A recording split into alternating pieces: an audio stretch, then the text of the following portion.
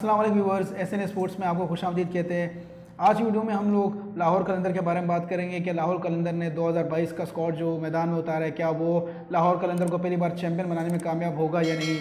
इस वीडियो में हम डिटेल में बात करेंगे कि लाहौर की बैटिंग पोजीशन क्या है, उनकी बैटिंग स्ट्रेंथ है या उनकी स्ट्रेंथ बॉलिंग है, सबका डिटेल एनालिसिस करेंगे। तो सदाम, सबसे पहले हम उनकी बैटिंग पे अगर स्टार्ट करें।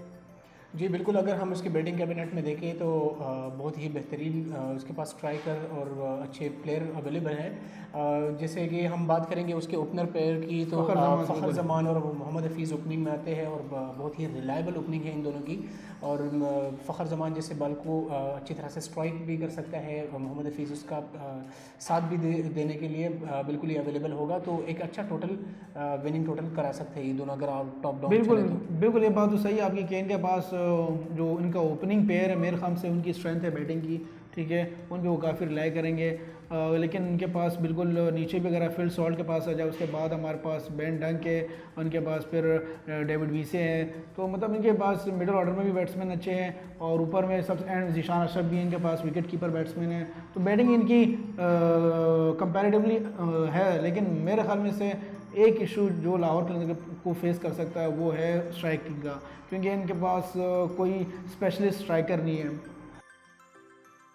स्पेशलिस्ट स्ट्राइकर की तो आपने बात की, लेकिन अगर हम देखें यहाँ पे ओवरऑल जितने भी लाहौर कलंदर की टीम है उसमें 130 या 130-40 के बीच में जो स्ट्राइक रेट है इनका, तो ये एक ऐसे स्ट्राइक रेट है कि एक डिसेंट टोटल क्रिएट कर सकते हैं। जैसे अगर अपर डाउन पे हम देखें, फ़खर जमान और मोहम्मद हफीज़ अच्छे खेलते हैं, ज़ीशान अशरफ की बहुत अच्छी फॉर्म लगी हुई है, अभी डोमेस्टिक में बहुत अच्छी परफॉर्मेंस दी है उसने। फिर बेन डंक को हम सब जानते हैं कि वो स्ट्राइक भी अच्छी बहुत ज़बरदस्त कर सकते हैं। कई मैचेस उसने लाहौर कलंदर को अपने बैटिंग की स्ट्राइकिंग से जिताया और बबल खा के बड़ा बिल्कुल, उनकी सेलिब्रेशन काफ़ी फेमस हुई थी और वो उनकी काफ़ी एक विनिंग उनकी एक इनिंग्स थी कराची के खिलाफ ही थी मेरे ख्याल से, जिसमें उन्होंने अराउंड 10 छक्के मारे थे। जी बिल्कुल। और लेकिन बात वही है कि उनकी बिल्कुल इस पर कोई दो राय नहीं है कि उनके बैट्समैन 130-140 के बीच में उनकी स्ट्राइक रेट है। लेकिन इशू कहाँ है कि स्पेशल स्ट्राइकर उनके पास नहीं। जैसे हमारे पास मुल्तान सुल्तान के पास स्पेशल स्ट्राइकर पावल की शक्ल में, उडेन स्मिथ की शक्ल में, तो चार्ल्स की शक्ल में है। उनके पास स्पेशल स्ट्राइकर नहीं है। स्ट्राइकर के पास एक डेविड वीसे है। डेविड वीसे बिल्कुल लीग्स काफ़ी खेलते हैं, लेकिन इंटरनेशनली एक्सपोजर उनका कम है, क्योंकि अब वो नामीबिया को रिप्रेजेंट करते हैं, तो उनका इंटरनेशनल एक्सपोजर कम है।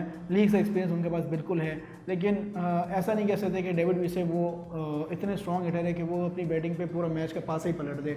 अब अगर हम नाजन की बॉलिंग की तरफ आएँ तो आप क्या कहते हैं, बॉलिंग की डिपार्टमेंट कितना स्ट्रॉन्ग है? बॉलिंग की डिपार्टमेंट मेरे अंदाजे से PSL 7 में सबसे बेहतरीन और तगड़ी बॉलिंग लाहौर कलंदर की है, जिस पे अगर हम बात करें जो बेहतरीन बॉलर आजकल दुनिया में भी है, शाहीन शाह अफरीदी की सूरत में इनकी टीम में मौजूद है। वो कैप्टन भी है इस दफ़ा, तो एक एक्स्ट्रा बेनिफिट भी शाहीन शाह अफरीदी को ये होगा कि वो एज ए कैप्टन खेलेंगे।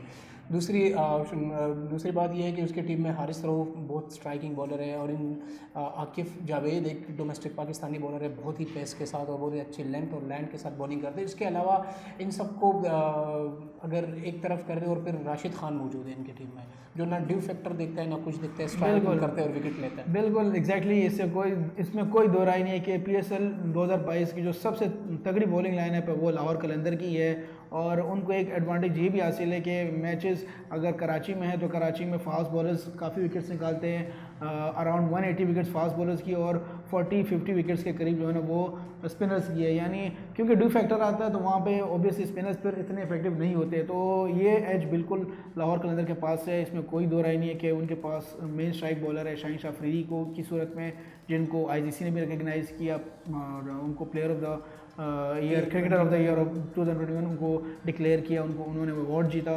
तो इस साल वो कैप्टनसी भी करेंगे। लेकिन मेरे ख्याल में से कैप्टनसी के अगर हम फैक्टर की बात करें और राशिद खान, ये दो चीज़ें मेरे ख्याल से इस पर हम डिस्कशन करेंगे कि कैप्टनसी अगर वो करेंगे तो उनके पास वो एक्सपीरियंस नहीं है। ये चीज़ मेरे ख्याल में से उनके हक में नहीं है। मे बी इस चीज़ पे वो उन पर ज़्यादा प्रेशर आ जाएगा कि और शायद उनका जो टेंशन है बॉलिंग पे वो थोड़ी सी डाइवर्ट हो जाएगी। आप क्या कहते हैं? मेरे अंदाजे से ठीक है, ये तो एक कैप्टनसी का प्रेशर होता है, हर किसी पे होता है, हर कैप्टन पे होता है, क्योंकि वो लीड फ्रॉम फ्रंट करना होता है कैप्टन को। लेकिन शाहीन शाह अफरीदी की अगर हम देखें तो इतना प्रेशर गेम खेले हैं उन्होंने, जैसे T20 वर्ल्ड कप खेले हैं और बाकी बहुत सारे प्रेशराइज गेम खेले हैं। तो और इसके अलावा मोहम्मद हफीज़ की सूरत में और राशिद खान जो ख़ुद भी अफ़गानिस्तान के किसी टाइम में कैप्टन रहा है, तो ये एक्सपीरियंस लोग मौजूद है जो उसको बैकअप कर लेंगे। और इसकी जो इनएक्सपीरियंस है मेरे ख्याल में वो इतना ज़्यादा इफेक्ट नहीं करेगा शाहीन शाह अफरीदी को, और वो इसी तरह ही स्ट्राइक दिलाएंगे अपनी टीम को। बिल्कुल, हम यही होप करेंगे कि Shaheen Shah Afridi as a captain Lahore Qalandar को पहला टाइटल जितवाने में वो कामयाब हो जाए। अगर हम राशिद खान की बात करें, मेरे ख्याल राशिद खान के पास ऐसा प्लस पॉइंट है लाहौर कलंदर के पास जो कि दूसरी किसी टीम के पास भी नहीं है। उसकी वजह ये है कि ड्यू फैक्टर में भी वो इफेक्टिव रहते हैं जितने बगैर ड्यू के, तो मेरे ख्याल से ड्यू फैक्टर के लिए एक फैक्टर है ही नहीं। एग्जैक्टली आलमगीर, उसमें एक टेक्निकल पॉइंट भी है, जैसे कि बाकी जितने भी स्पिनर होते हैं तो वो बॉल मेजॉरिटी अपनी उंगलियों के साथ उसको स्पिन करते हैं और घुमाते हैं। लेकिन राशिद खान की ये एक एक्स्ट्रा बेनिफिट है और एक्स्ट्रा क्वालिटी है राशिद खान की कि वो विकेट टू विकेट बॉल करते हैं, और जब ड्यू फैक्टर होते हैं तो उसको एलिमिनेट करने के लिए राशिद खान के पास ये भी स्किल है कि वो wicket to wicket striking bowling करते हैं, थोड़ा सी स्किट होती है। तो उसकी वजह से राशिद खान के पास ये variation plus slow ball plus googly, तो ये सारी चीज़ें मिल मिला के राशिद खान को dew factor as it is effect नहीं करता जिस तरह बाकी स्पिनर्स को करता है। मेरे ख्याल से ये काफ़ी टेक्निकल बात आपने सदाम बताई है कि राशिद खान दूसरे स्पिनर्स की से किस तरह बेहतर है, और उसका जो है ना हमें उनके जो स्टैट्स है वही बताते हैं कि किस तरह उन्होंने परफॉर्मेंस वो लास्ट 4 ईयर्स में दी, और वो T20 के बेस्ट स्ट्राइक बॉलर अभी भी है। तो हमारी नज़र में लाहौर कलंदर ने एक बहुत ही तगड़ी टीम उतारी मैदान में, लेकिन लाहौर कलंदर के पास एक बहुत बड़ा इशू है लक का। लक तो इनके पास बिल्कुल भी नहीं है। ऑन पेपर बहुत ही बेहतरीन टीम होती है, जिस तरह क्रेस गिल को ले आए ये लोग, फिर एबी डिविलियर को ले आए, लेकिन वो भी नहीं चले।